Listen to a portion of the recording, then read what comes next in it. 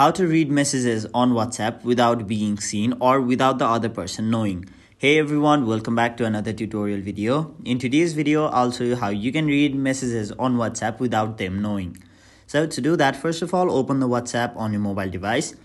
And then let's say you want to read this chat, but you don't want them to know that you have seen this message. So if it was only one message and it was a short message, you can simply read it from here. But as you can see, this person has sent me 5 messages, which you can't read on this page. And as you can also see, this message is a long one, which you won't be able to read all in this page.